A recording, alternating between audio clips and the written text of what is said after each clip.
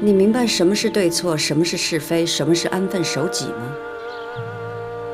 本宫赐你这对红玉髓耳坠，就是要时刻提醒你，不要生事惹祸，辜负了本宫的深意。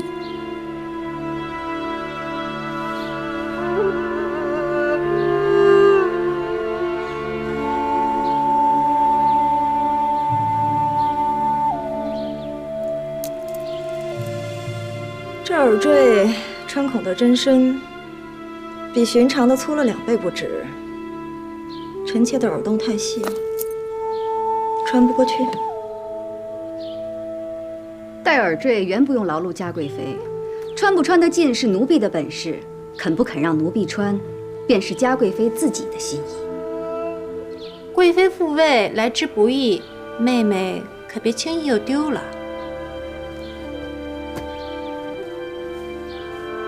仔细你的爪子，小心伤了本宫。嘉贵妃，您得忍着点儿，为了记住教训，总得吃些苦头。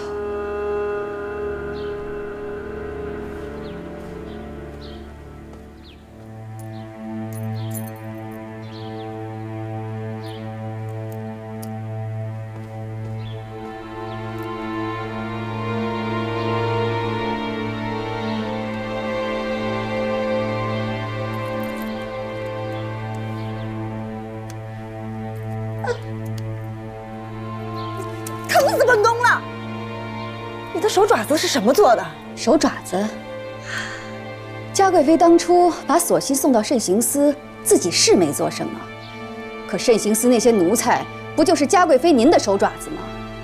您的手爪子随不随您的心，奴婢不知道。可是现在奴婢的手爪子不听奴婢使唤了，非要钻您的耳朵，您说怎么办？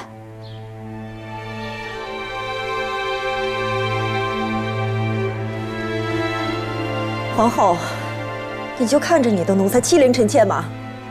嘉贵妃，您身为妃嫔，皇后娘娘身为中宫，只能教导，不能责罚，何来欺凌呢？皇后，所幸的腿坏了，是慎刑司的人下手太重，皇上也责罚过臣妾了，如今连皇上都不计较了，您还要怪臣妾吗？本宫与皇上一体同心，这是赏赐，不是惩罚。皇后是拿着赏赐之名来报自己的私仇，嘉贵妃可别会错了意。臣妾不服。本宫是皇后，坐在了你最想坐的凤位上，所以对你赏也是罚，罚也是赏。就像皇上对御史逼死发妻的那位王爷是一样的。就算是王爷做错了，皇上也责罚过了，轮不到后宫夫人来说三道四。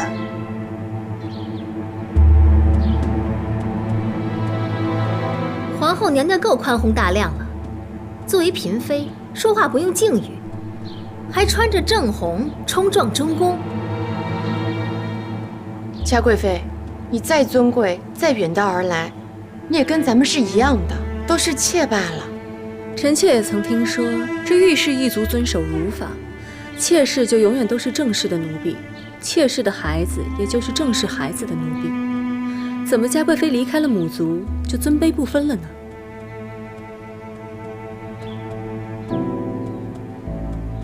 本宫只想提醒你，你的一切错处都干系到你，还有你的2位皇子。你仔仔细细的想明白了。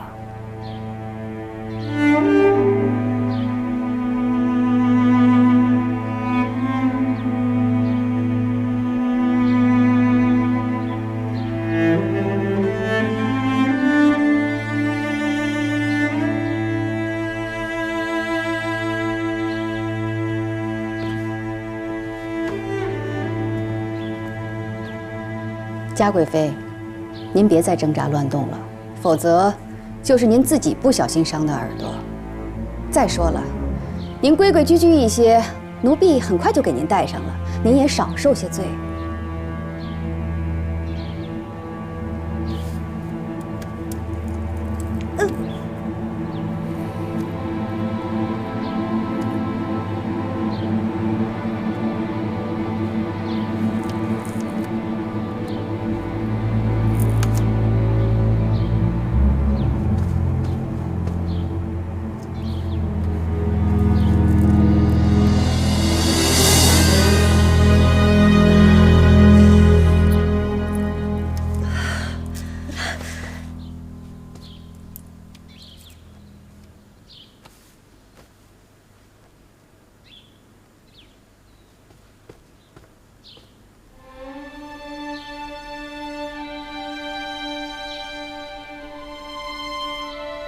大伙儿觉得好看吗？好看。本宫也觉得好看，不过疼吗？皇后娘娘明知故问，疼就好，疼才记得教训。丽心，你可要回去好好的照顾嘉贵妃啊，别像真淑一样，一个不小心便被打发了出去。真淑有御史母族可回，你可没有。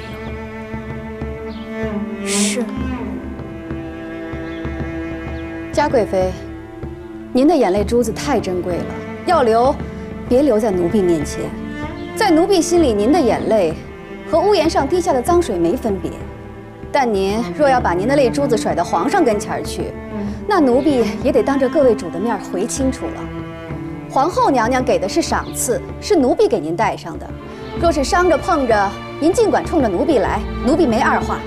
但您若要把脏水往皇后娘娘身上泼，那您就歇了这份心吧。满宫的嫔妃主都看着呢，这是您自己愿意承受的，不为别的，只为您自己做过的那些亏心事，这也是该受的。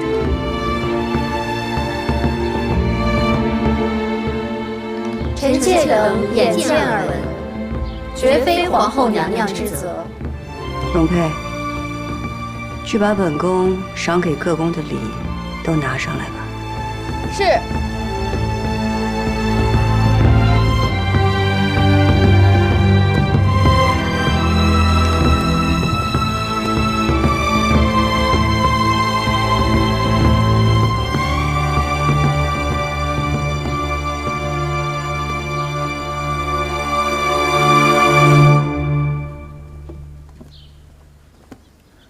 主忍一忍，奴婢替您摘了它吧。别摘了。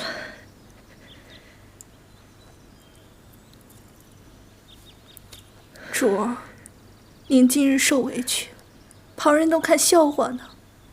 奴婢替您摘了它吧。张王败寇，他羞辱我也便罢了，他竟然平白无故的提起王爷。王爷也是他被提的，不成，我要带着这个去见皇上，我绝不允许他在皇上面前对王爷说三道四。主，今日皇后娘娘只是训导你，动手的是容佩，皇上要怪也是怪不到皇后娘娘头上的。我咽不下这口气。主，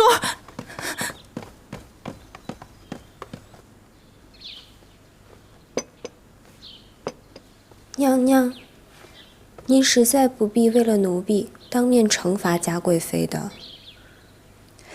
那时候你从慎刑司出来的时候浑身是血，本宫就说过不会让你白白的受了这个苦。只是再怎么惩罚嘉贵妃，也换不回你那条腿。奴婢一切都好，真的，娘娘不必为奴婢担心。娘娘一路好不容易走到今天的位置，奴婢只希望娘娘能够平安顺遂，不要因为奴婢而产生什么差池才好。姐姐一步一步从妃妾的位子艰难上来，也是需要宽严并济、制衡于下的。今日，姐姐安抚了纯贵妃，弹压了嘉贵妃，让众人知道什么是赏罚，做的也是极对的。再者，如今姐姐贵为皇后，是中宫，对着嫔妃，只要有理有据，再怎么教导也不为过。就算嘉贵妃告到了皇上跟前，皇上也不会说什么的。所以索性，你不必过于担心。宽严并济，本宫心里有数的。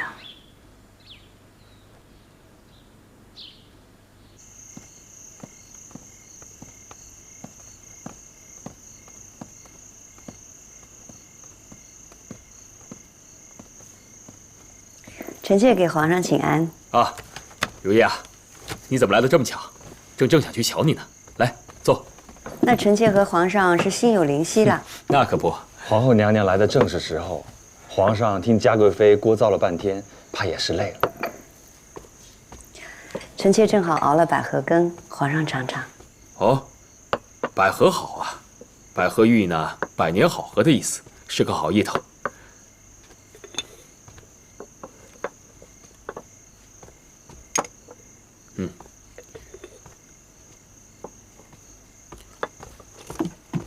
你也尝尝，好喝吗？味道不错。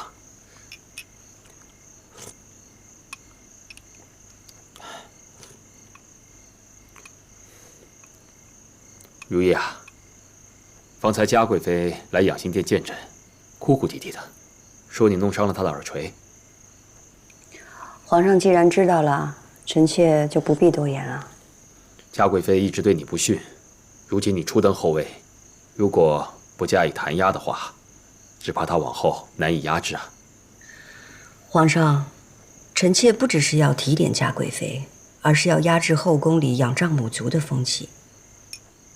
皇上因为遇事对嘉贵妃一直格外开恩，他不仅不感念皇恩，还觉得可以仰仗母族，在后宫里任意妄为。这个嘉贵妃对御史的心思，简直比对朕还重。之前也是因为她为御史王爷大悲大痛，纠缠求情，才致9阿哥难产夭折。如今她又出言不逊，朕已经罚她到奉先殿，对着列祖列宗思过了。皇上明断。罢了，不说这些了。如意，来。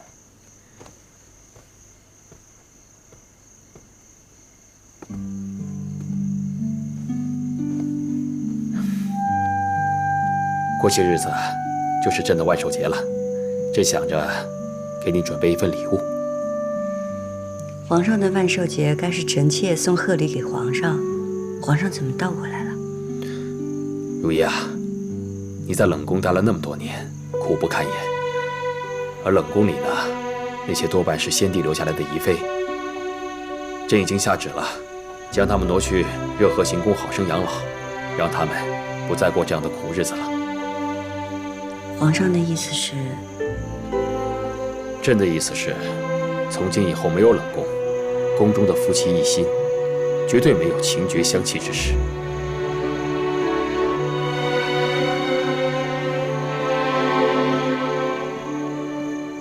皇上情深义重，6宫同沐恩泽。如意啊，这不只是为了6宫，更是为了你。你如今已是皇后了，这会追封你的阿玛纳尔部为1等承恩宫，你的额娘呢，就为承恩宫夫人。过些时日，这会安排你额娘进宫探望你，你们母女俩好好聚聚。臣妾谢皇上，为臣妾想得周全。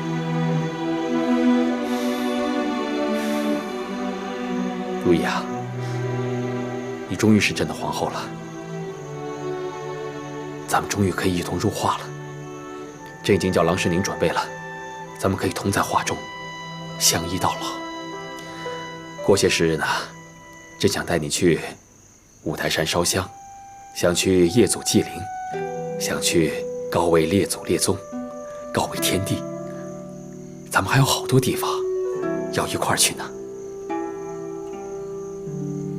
皇上，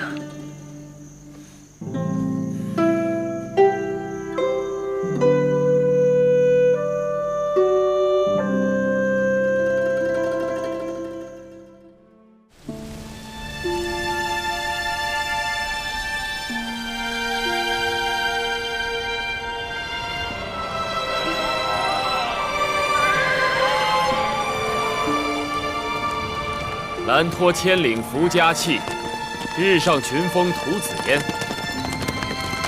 如意啊，走在这苍茫天地间，就只有我们2个人。伴随天外云卷云舒，好不快意啊！皇上，您就带臣妾一个人出来，不大合规矩啊。朕想单独和你待一会儿，不算是偏宠吗？朕是这世间的皇帝，你是朕名正言顺的皇后，朕带你出来，看看美好的景色，有何不可？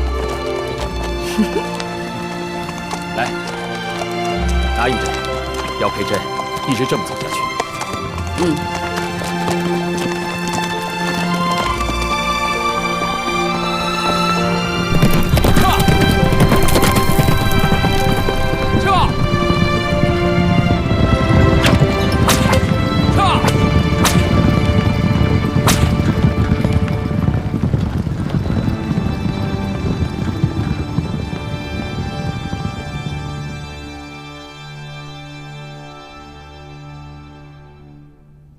主儿，自您被皇后娘娘穿耳受辱，皇上不仅不为您做主，还日日让您来这奉仙殿罚跪，为9阿哥早上思过。这次夜祖祭灵，寻衅松落，皇上也不带着您。皇上与皇后新婚燕尔，旁人去了也不过是陪衬，本宫去受那份辛苦做什么？这奉仙殿挺好，本宫看着这列祖列宗的画像，挺有指望。主儿，您说什么呢？这挂着的画像，都是大清历代的皇帝。本宫盼着有一天，我的儿子也能像他们一样，成为大清继位的皇帝。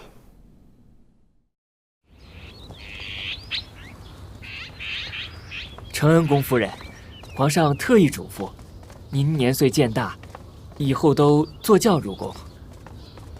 谢皇上厚爱。快到翊坤宫了，皇后娘娘怕是等急了。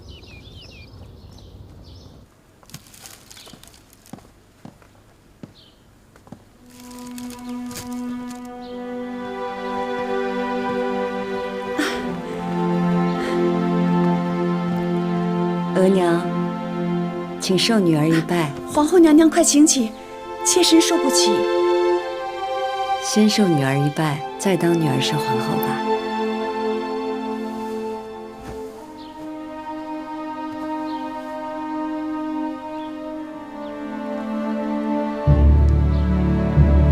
皇后娘娘，快请起，让妾身行国礼吧。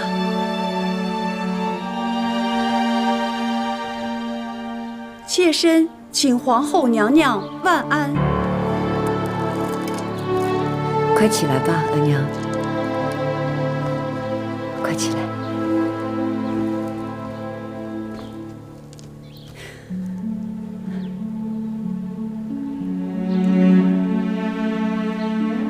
皇后娘娘，皇上对你好吧？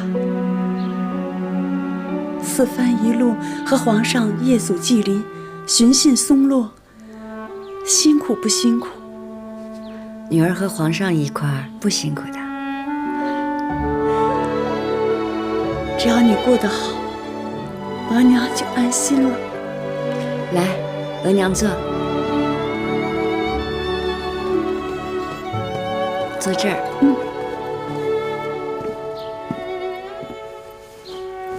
你快坐。夫人，娘娘一早就嘱咐了，这些都是素日您最爱吃的点心。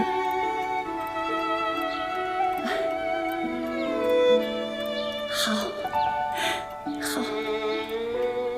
皇后娘娘至诚至孝，娘娘得以封后，乌拉那拉家续上往日的荣光。你阿玛和姑母在九泉之下，也可瞑目了。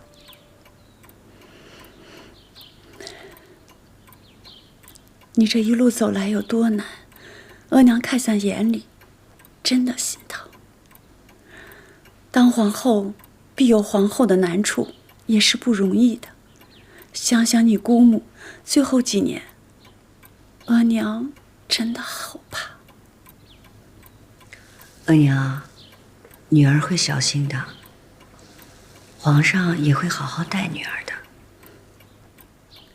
皇上疼你，最是紧要的。你封了皇后，到府里来给你小妹求娶的人家，都踏破了门槛儿，个个都是重臣显贵。额娘，女儿家能嫁一个疼惜她的如意郎君便好，未必需要豪门显赫。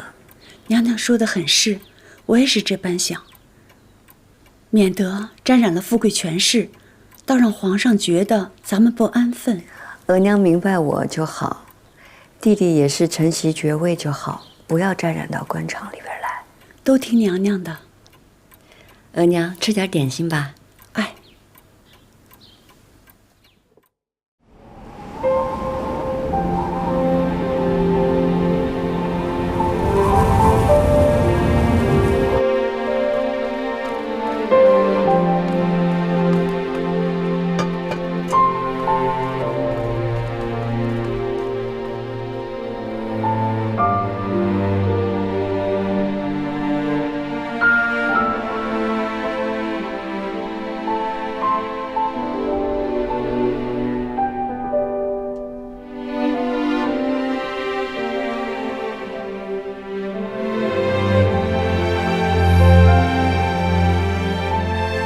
手是不是有点凉啊？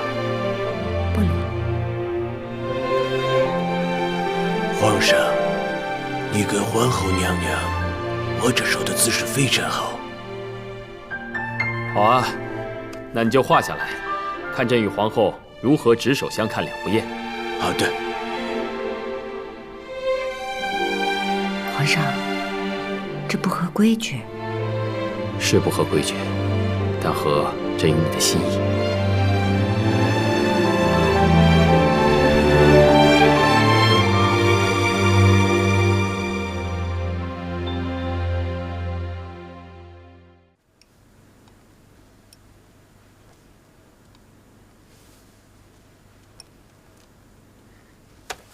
好啊！皇上什么事儿这么高兴啊？这朱尔莫特纳木扎叛乱，岳钟琪啊，立刻率兵平定。朕倒要看看还有谁敢不驯服他。有皇上的龙威在，谁能不被驯服啊？皇上，令嫔娘娘说新学了乐琴，想要弹奏给皇上听，已经在外头候着了。让她进来吧。这。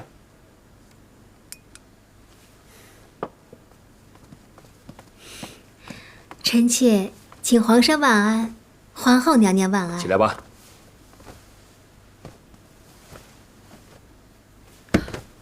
淑嫔怎么了？怎么了？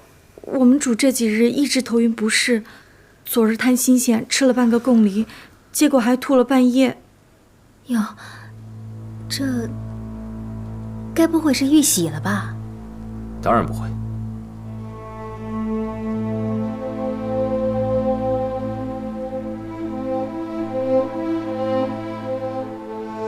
臣妾体弱，皇上赏的坐胎药喝了这么些年，也未有动静。太医师说过，臣妾子嗣渊博。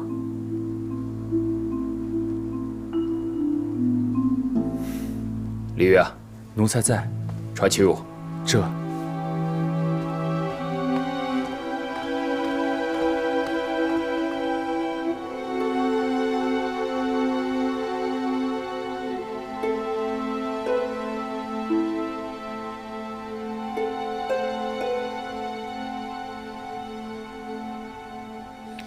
如何？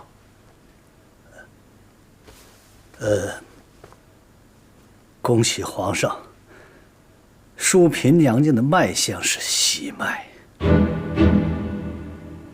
已经2个月了。真的？确定无误。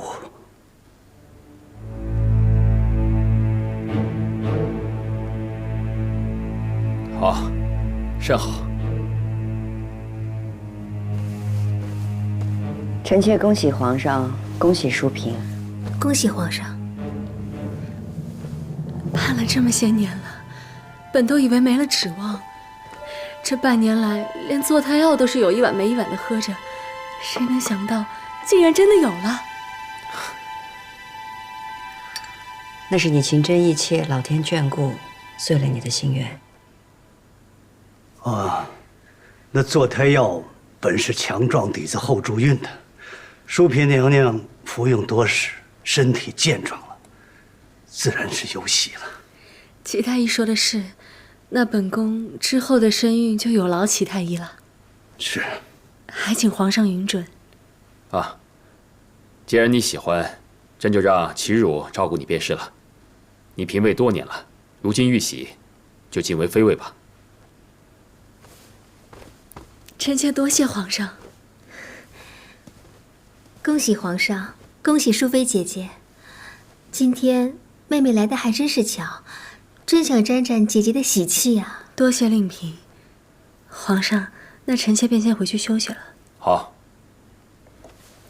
皇上，臣妾陪淑妃妹妹一起回去，她刚刚有孕，别疏漏了什么才好。皇后有心了。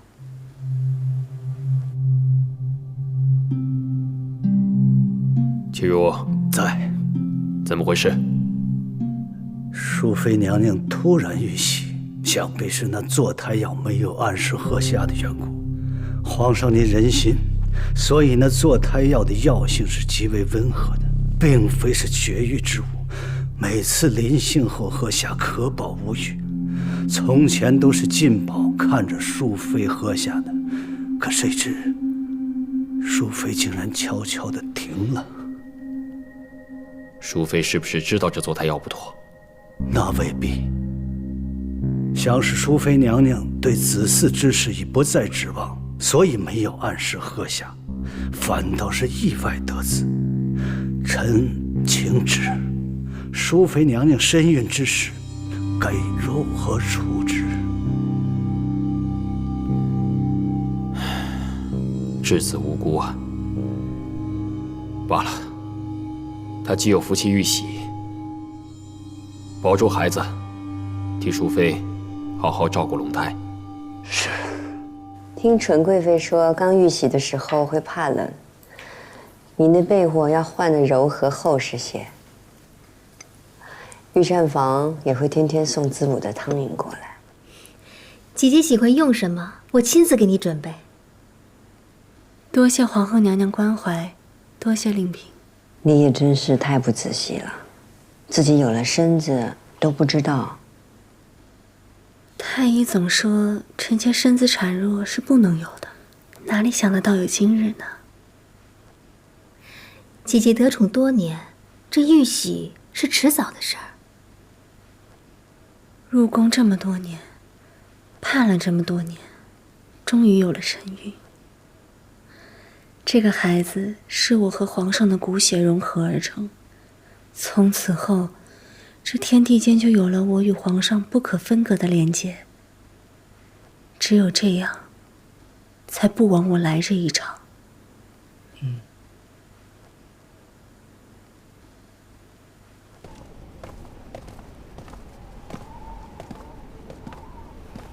看着淑妃姐姐如愿以偿，臣妾是为她高兴，但心里也是忍不住发酸。不瞒您说，淑妃姐姐喝着坐胎药，臣妾也一样喝了。你哪儿得的方子啊？皇后娘娘恕罪，臣妾求死心切，找人寻了淑妃姐姐的药渣，自己悄悄配制的。可喝了这么多年，却一点动静都没有。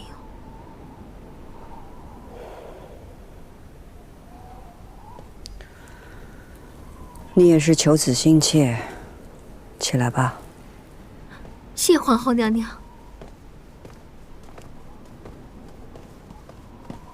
淑妃玉玺未必靠的是药，不如你如淑妃般把药停一停，养一养身子，心血就有了。但愿能和淑妃姐姐一样，得上苍垂爱。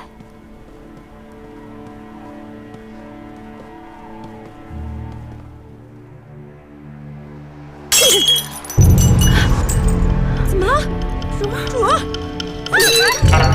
主？这都是药啊！怎么能这么喝的，主？不行，淑妃的玉玺了，怎么本宫还没动静呢？主，你不觉得奇怪吗？当初淑妃怎么喝都没怀上，如今不喝了，反倒就有了呢？你胡说些什么？奴婢也说不上来。但主，您就先把药停一停吧，把这药渣送到宫外，给宫外的大夫瞧瞧。你是疑心这药不对？奴婢也不清楚，但总觉得多留心眼儿吧。谁让淑妃是把药停了才玉玺的呢？好，这件事情本宫叫你去办，办好了郑重有赏。时隔这么多年，哀家以为淑妃能够得宠不衰就已经不错了，这还突然有了。皇上宠爱了淑主那么多年，也放下心了。人非草木，淑妃一片痴心，皇帝总该明白。哎，淑主呀，是贵在太痴心，才不肯像梅嫔那样为太后探听消息，为您进言。淑主也是可怜，不知道皇上这些年一直防着她呢。不知道有时候比知道强。糊涂啊，未必不是福气。至于淑妃，一直不大肯为哀家做事，甚是个不听话的棋子。哎呀，以后有了孩子，叔主的心呀，更向着皇上了。那要是孩子生下来就归哀家抚养呢？那叔主一定会乖乖听话的。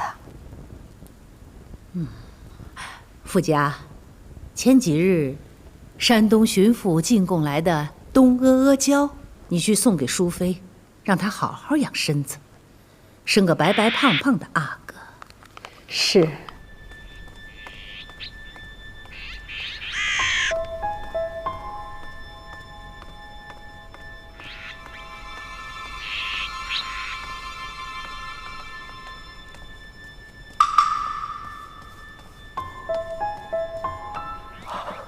春蝉姐姐，上回您托我给您问的方子，这回我出宫采买东西时一并交给您的姑母了。这个是您姑母给您的回信，就是我不太识字，不知道上面写的是什么。这是我自己看病的一个偏方，但是只有家里人知道。哎呀，辛苦公公了。哎，谢谢春蝉姐姐。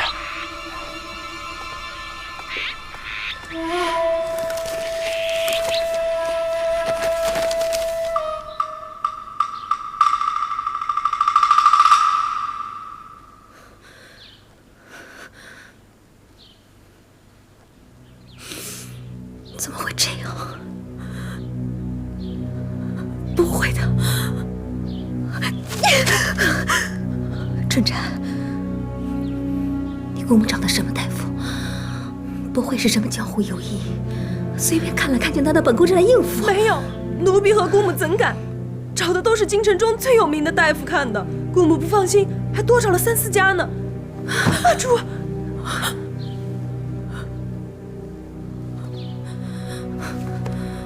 不会的，怎么会这样？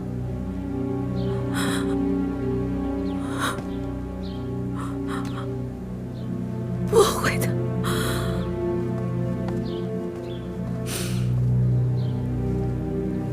珠儿，咱们这回可是吃了大亏了。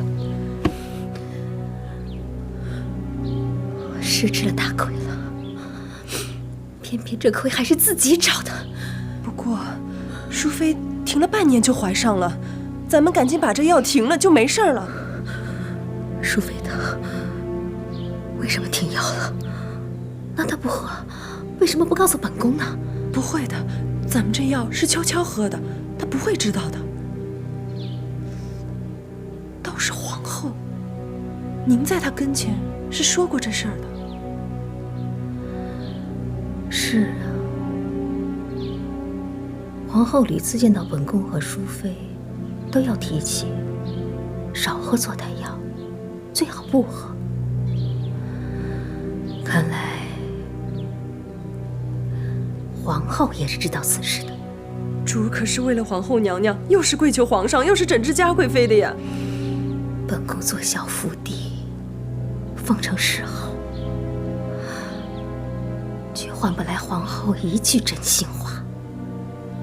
这皇后真是铁石心肠。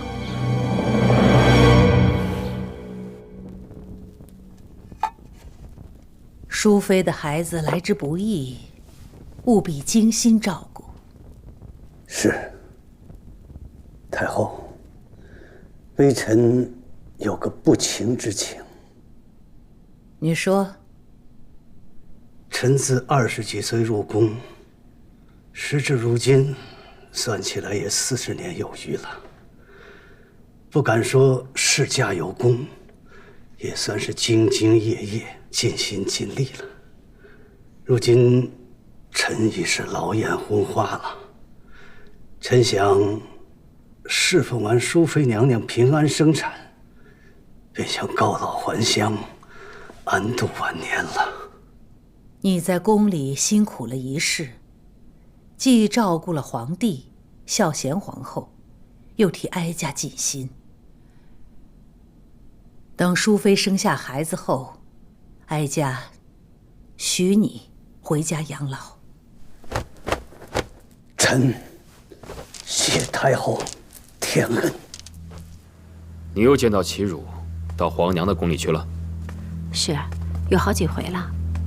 这不是太医请安问脉的时候，而且齐太医身边没有跟着随侍的太医院内监，所以奴婢觉得奇怪。齐汝是伺候朕的太医，跑到慈宁宫去做什么？皇上可还记得，淑妃是太后送给皇上的人，而淑妃停喝了齐太医开的坐胎药，才有孕的。你的意思是，齐汝有意将此事泄露给淑妃，让她有孕？想来齐汝不敢，否则按淑妃的性子，早就闹起来了。此事总有蹊跷。朕记得惠贤皇贵妃说过，齐汝替她医治，越医越病，不得子嗣。但要是没有朕的吩咐，齐汝怎么敢这么做呢？惠贤皇贵妃的阿玛曾促成端淑长公主远嫁之事，太后心里一直不快。难不成皇额娘一早就安排齐汝对惠贤皇贵妃下手了？朕身边的人竟这般为皇额娘周旋，连朕的嫔妃都敢暗害。皇上，奴婢先去彻查清楚这件事儿。若真的是齐太医违背了皇上的心愿，暗害了惠贤皇贵妃，到时皇上再处置不迟。好，你下去吧。是。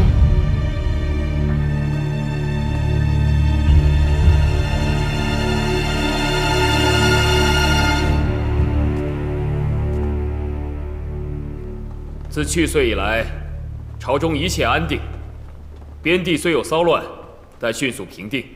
如今政通人和，朕打算奉皇太后南巡江浙，沿途体察民情。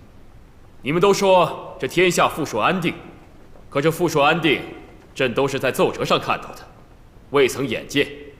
圣祖也曾南巡，与官民同乐，朕是圣祖的子孙，理应效仿。皇上圣明。太后说这是皇上第一次南巡，巡幸的地方又是江南燕柔之地，陪同的嫔妃除了本宫之外，都是汉军旗。六宫的事儿还是于妃料理着，她会好好照顾你。多谢皇后娘娘美意。你看你现在肚子都那么大了，孩子也会动了，多好。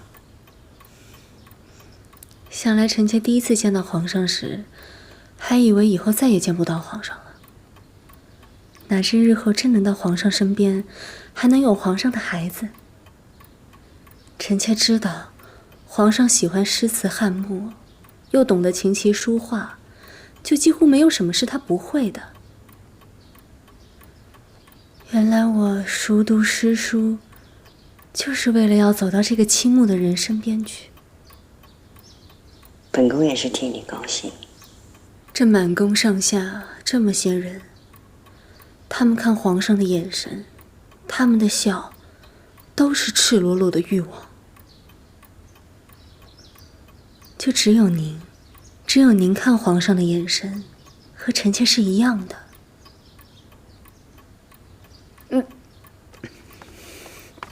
主害喜的厉害，来，还是好好养生吧。你是头胎，是会辛苦些。本该留下江雨冰伺候你，可他得皇上信任，要跟着皇上南巡。可惜，你可要格外仔细呀。是。皇后娘娘关切，于妃姐姐细心，不会有碍的。本宫这次跟着皇上南巡，永琪也还小，所以只能托给于妃照顾。她又要料理后宫，未必可以事事齐全。你要是有什么拿不定主意的，就告诉于妃，她会差人递消息给本宫的。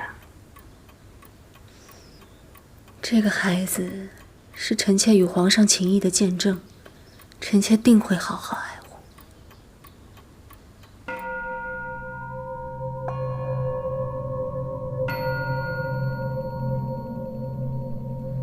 信女叶赫那拉氏得蒙圣眷，但求平安生子，与皇上恩情如旧，绝无反复。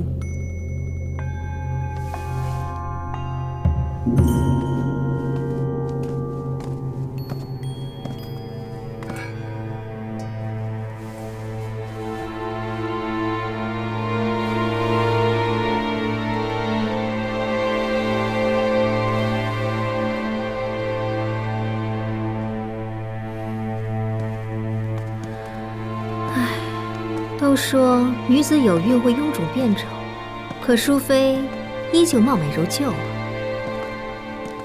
她得宠不就是因为她的美貌吗？若美貌没了，可怎么办好呢？除了于妃，皇后最疼惜淑妃了，也该让皇后心疼自己在意的人吧。主暂且无需记挂这些。此次您随皇上南巡，抓住皇上的心才更要紧。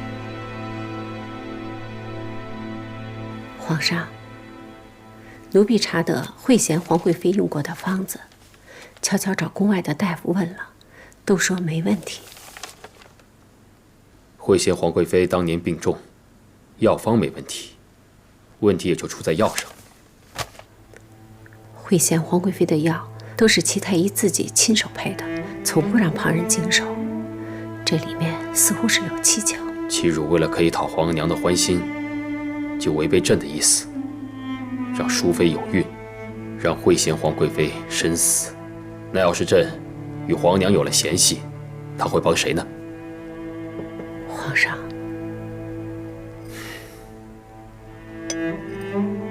齐汝的心思，朕不敢懂，也不愿意懂。朕的身边用了那么久的人，都可以违背朕，朕的身边真没有可信之人了。皇上，您打算如何处置？照例朕出巡，都会带着齐汝。朕倒要看看，齐汝一身的医术，能治得了别人，能不能也治得了自己？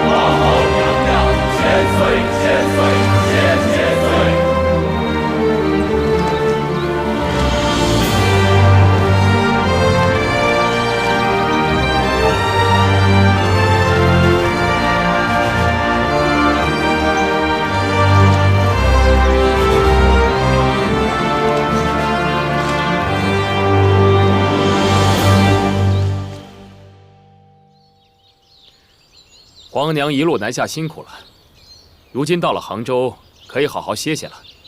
哀家只是随皇帝出游，皇帝还要视察水利，督促地方官员兴修堤坝，这才辛苦。皇帝，你也别总记挂国事，也可松泛些，好好游览江南春色。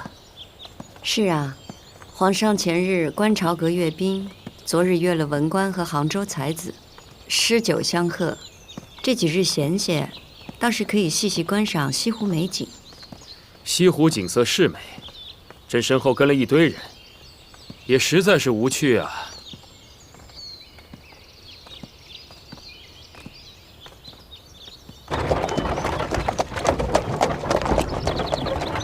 奉皇上之命，送贵客出宫。开门！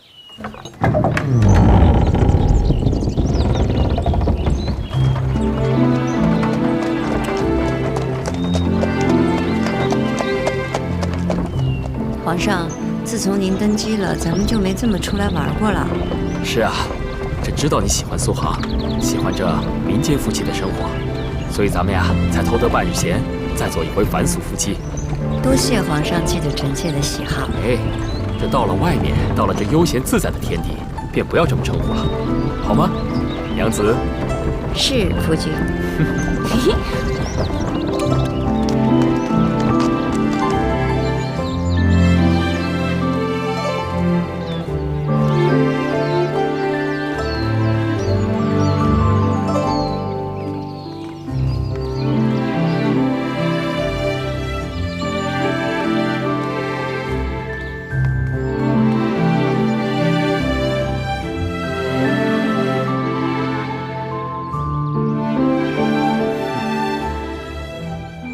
景色真是好啊！朕自从当了皇帝以来，年月无休，每天上朝批奏折，接见臣子，完了之后还要和皇娘请安，要和嫔妃相处，教养子女，这每天还有大大小小的事情，朕真是一刻都不得闲。这次来到江南啊，朕发现，当一个老百姓，确实比当一个皇帝清闲适宜许多啊。那皇上愿不愿意褪去龙袍，和我一起走入人间烟火呢？当然好啊，做一个百姓当然是好的，做一个百姓就不用殚精竭虑，只愿与你朝夕相伴。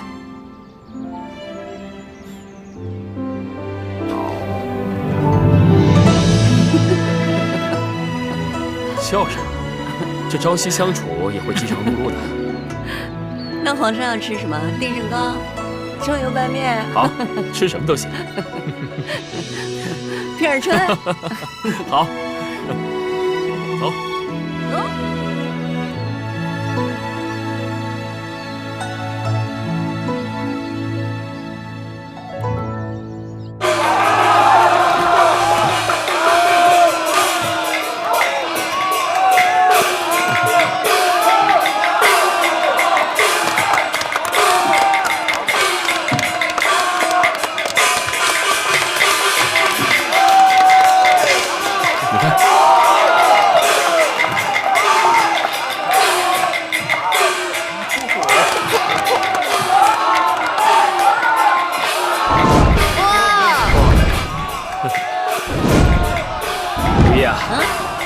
这江南水乡，身临其中，如在画里。不亲临啊，还真难体会其中之美啊。是啊，春风又绿江南岸，盼了这么多年的江南，如今终于回来了，还是夫君带我回来的。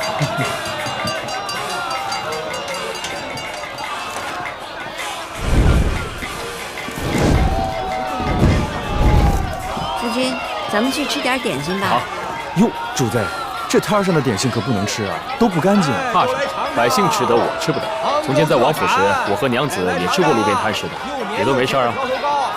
嘿，官人呐，来尝尝我们的条头糕吧。对，这就是条头糕，我小时候吃过，里边的豆沙香甜细腻。您尝尝。好。哎呀，主子，再啰嗦让你滚回去。来，怎么样？好吃吧？只是有些粘牙，不比家里做的差。来，尝尝。那是，我磨的豆沙都是蒸的，脱了红豆皮，再拿细细的纱布搅了3遍，便是宫里的也比不上呢。连皇帝老爷吃了都连连叫好呢。哦，皇上真的吃过呀？那是啊，皇帝老爷年年派人出宫买些带回京城的。哦，那既然皇上爱吃的话，李煜啊，多包些回去。嗯，哎，东包好嘞，赶紧包了，付钱吧。怎么？来，多包几个。哎，好嘞。吹牛。欲知后事如何，且听下回分解。让我说说的。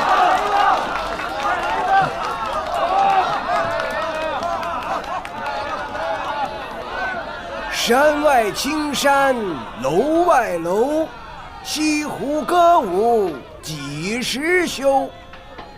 都说太宗市民千古一帝，也难成如今的百姓安乐，盛世盛景。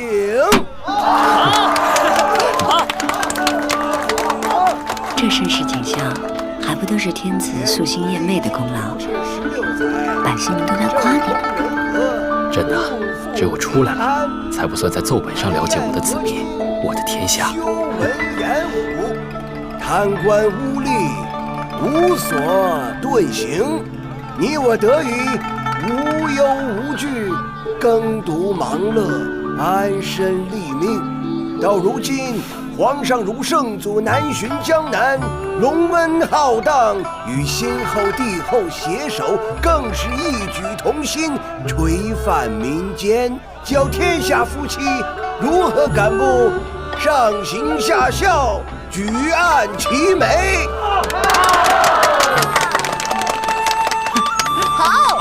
好！究竟咱们这位天子，如意啊，咱们到别处走走吧。前无古人别跟太紧了，后无来者的德行呢？哎，让老夫一一道来。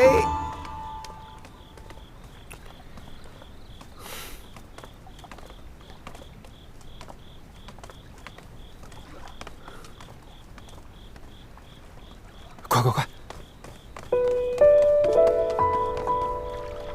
这湖边的夜色真是宜人呐。是啊，尤其是跟夫君2个人共赏这西湖月夜。是啊，只有我们2个人，清清静静的真好。如意啊，不止这西湖的美景，朕还想与你共看春日的樱花，夏秋的凌霄，还有冬日的梅花。善始善终，共看4时花开。我说过的，一定会做到。真这样便好。若群起缘落，如夜雾消散呢？夜雾消散，你我情分不散。若夜雾茫茫，你我走散呢？不会，你只要执着我的手，永远不放开就是了。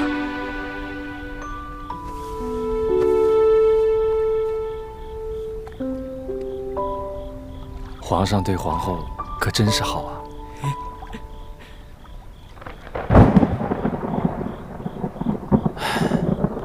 看来是要落雨了。皇上有没有猜过一个字谜？什么？春雨绵绵七毒素。我们才刚成亲，你说这种话，好像我抛下娇妻一样。哎，我可是整日都陪着你啊。就是一个字谜，你快猜嘛！好，七毒素，那表示夫君不在家。春字的这个夫字得去掉。春雨绵绵，春雨无日，所以这个春字要把日字也拿掉，那就只剩一个一字。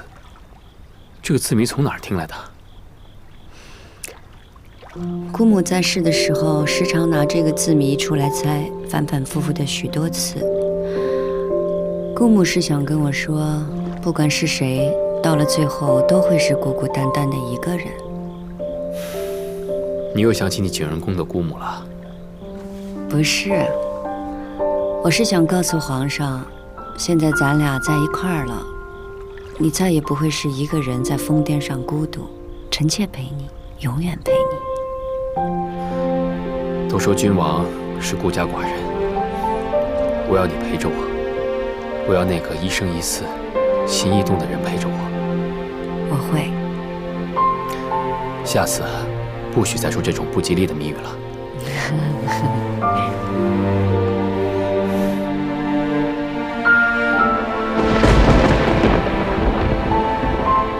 哟，都快下雨了，主子怎么还不着急回家？看来这雨真是要落下来了，咱们走吧，啊！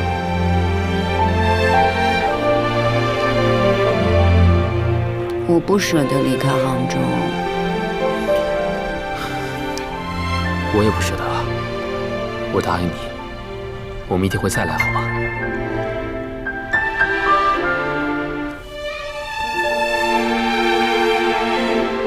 走。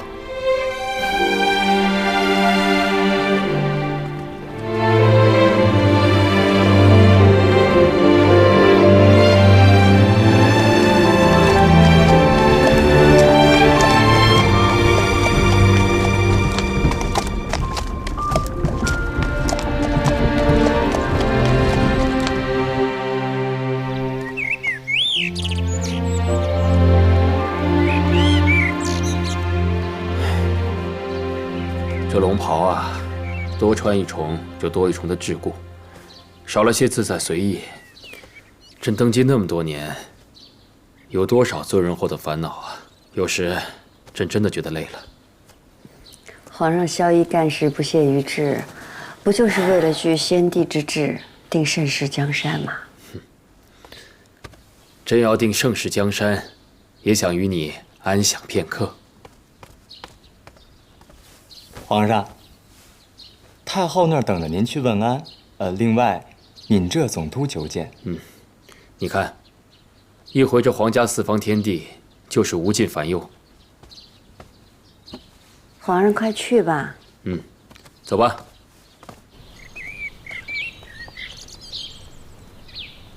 这几日地方官员来的勤快，可是有事？听闻他们拨了许多28家人入行宫伺候，说是怕行宫人手不足，侍奉不周。你瞧瞧，朝廷官员就这点心思，有女儿的送女儿，有妹子的送妹子，没有的想尽了办法也要安排了女子进宫服侍皇帝，以求攀得荣宠。若是得皇帝一夕宠幸，从此丢在了行宫，岂不是耽误了人家姑娘一辈子？太后慈心，皇上这些年从未有选秀之事，也不算是声色犬马、好色浪荡之人。年轻忙于政务，皇帝没这些想头。如今天下太平，皇帝要是起了安逸之心，带了个狐媚的回京，那可就麻烦了。夫家，你安排下去，哀家要请皇帝看场歌舞。是。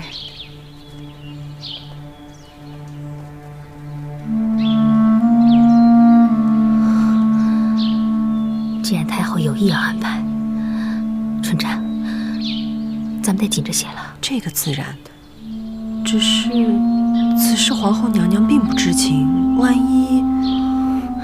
皇后不住本宫，本宫就住自己，难不成要一辈子养人鼻息吗？主说的在理。宫里都安排妥了吗？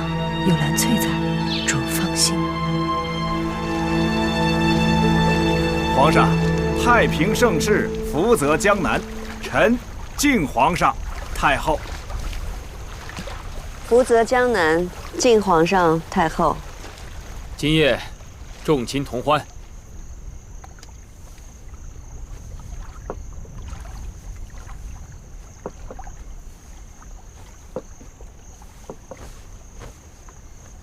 皇额娘属意曲苑景色，只可惜风和未见，着实遗憾呐。哀家承皇帝孝心，60天灵还能一睹江南风光。只是哀家想，既然来了，怎么也得瞧一瞧荷花再走啊。皇额娘说笑了，春日里哪来的荷花？